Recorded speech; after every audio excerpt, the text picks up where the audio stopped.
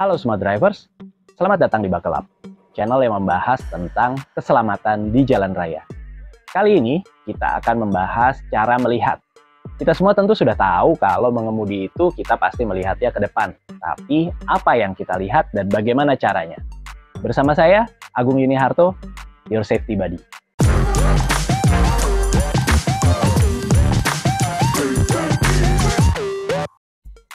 Ketika kita mengemudi dan melihat ke depan, tujuan kita adalah memperhatikan yang pertama adalah arah tujuan. Nah, yang kedua adalah yang juga tidak kalah penting adalah memperhatikan potensi bahaya yang bisa mengancam kita dan juga mengancam keselamatan kendaraan kita. Nah, di sini saya akan memberikan sebuah metode yang disebut dengan SEE atau SEE, yang kalau dalam bahasa Inggris kita baca see atau melihat. S-nya itu adalah search. Ketika kita melihat ke arah depan, kita tidak hanya sekedar mengarahkan pandangan ke arah depan, tapi yang kita lakukan adalah searching atau scanning atau mencari, melihat apa saja kira-kira potensi bahaya yang bisa mengancam diri kita dan kendaraan kita. Nah, dalam proses scanning ini kita tentunya tidak hanya melihat 10 meter atau 20 meter ke depan saja. Tapi yang kita perhatikan adalah kita pandang sejauh-jauhnya dengan pandangan yang seluas-luasnya supaya kita mendapatkan informasi sebanyak mungkin apa saja potensi bahaya yang bisa mengancam keselamatan kendaraan kita dan keselamatan diri kita. Nah, dalam proses untuk memperoleh informasi sebanyak-banyaknya ini tentunya kita harus menghindarkan situasi di mana pandangan kita terhalang atau terganggu. Ketika kita mengalami situasi itu, ya tentunya kita harus mengurangi resiko kita dengan cara mengurangi kecepatan. Nah, proses search atau prosedur search tadi diikuti dengan yaitu evaluate. Evaluate artinya kita menganalisa. Menganalisa apa? Nah, dari sekian banyak yang ada di jalan ini, mana yang berpotensi menjadi ancaman. Misalnya ketika kita melihat rambu lalu lintas, di situ ada menunjukkan bahwa di depan ada sekolah misalnya.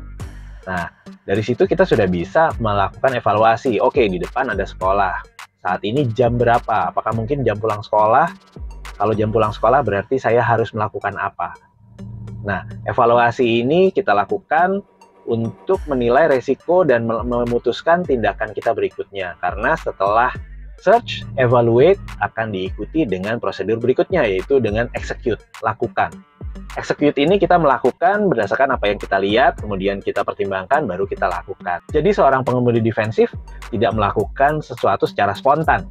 Tapi dalam mengemudi, dia sudah menganalisa dulu, kemudian mengevaluasi, baru dia melakukan tindakan. Dan tindakannya tentu akan jadi lebih terukur, karena tujuan kita tentunya adalah kita mencapai satu tempat dengan selamat tanpa adanya cedera pada diri kita atau mencederai orang lain.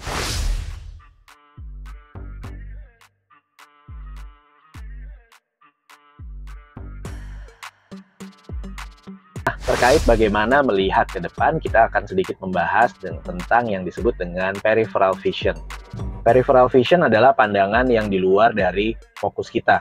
Jadi kalau fokus kita lurus ke depan, kira-kira dia biasanya kita sebut dengan di sudut mata ya. Jadi dia biasanya agak blur, tidak terlalu jelas, tapi sudah bisa mendeteksi gerakan. Nah, peripheral vision ini sangat penting dalam mengemudi karena dengan memanfaatkan dengan situasi kita menggunakan peripheral vision ini, kita bisa mendeteksi area yang lebih luas. Misalnya ketika jalan di jalan raya, tentunya fokus kita ada di area sekitar jalan. Tapi dengan sudut pandang yang lebih luas menggunakan peripheral vision ini, kita bisa melihat ada orang yang berdiri di pinggir jalan, ada anak yang mau menyeberang, atau bahkan di lapangan di sisi jalan ada anak yang sedang mengejar layang-layang.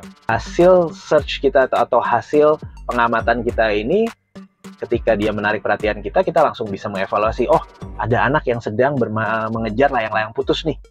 Kira-kira dia bisa saja dia akan lari ke tengah jalan sehingga bisa membahayakan dirinya dan tentunya membahayakan saya. Nah, tentunya tindakan apa yang harus kita lakukan?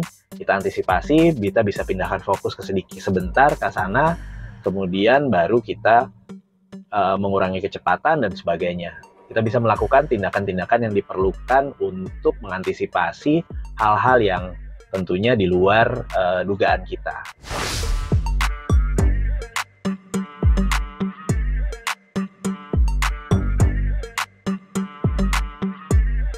Satu hal lagi, ketika kita mengemudi, yang kita awasi bukan cuma area yang ada di depan kita, tapi juga sekeliling kita termasuk sisi kiri, kanan, dan juga belakang. Itu sebabnya semua mobil pasti dilengkapi dengan kaca spion. Nah, kapan kita melihat kaca spion? Apa cuma kalau mau belok atau kalau mau mendahului? Tentunya tidak.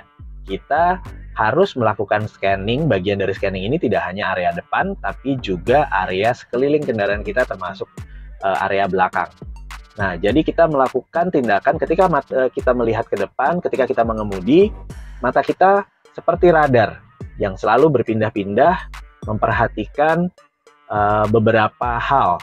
Nah, apa saja yang harus kita perhatikan? Yang pertama tentu area depan, kemudian kaca spion kanan dan kiri, dan juga satu lagi kaca spion tengah. Kemudian ada satu lagi yang harus kita perhatikan dan tidak kalah penting adalah panel instrumen.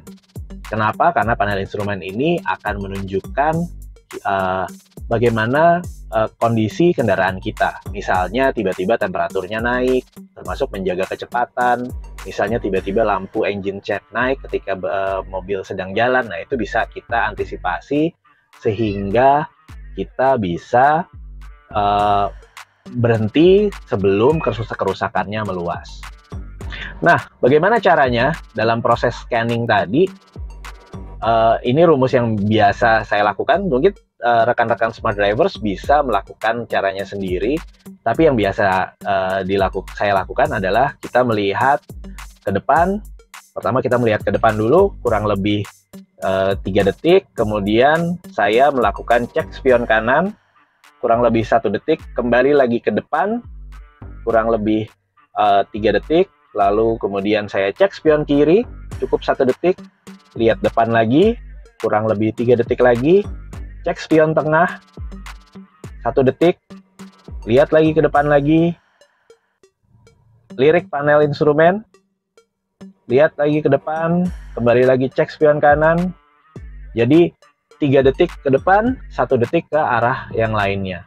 Nah, ini tentunya akan sangat membantu kalau kita melakukan setting atau melakukan penyetelan semuanya pas. Jadi kita sudah melakukan penyetelan posisi duduk yang pas, kemudian kaca spion juga sudah kita setel sebelum bergerak.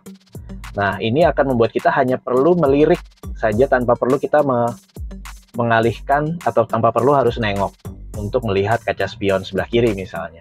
Nah, jadi kita hanya perlu melirik 1 detik. Kalau tidak ada hal yang kira-kira berbahaya, ya kita bisa kembali lagi fokus ke depan. Nah, bola mata kita akan selalu bergerak dan ini tentunya justru akan membuat kita lebih fokus dan tidak mudah lelah. Dan kita tetap fokus dan sadar ketika mengemudi, karena kadang-kadang kalau kita hanya melihat ke depan, apalagi kita fokus ke 1 titik misalnya di jalan tol, nah itu akan membuat kita justru malah ngantuk.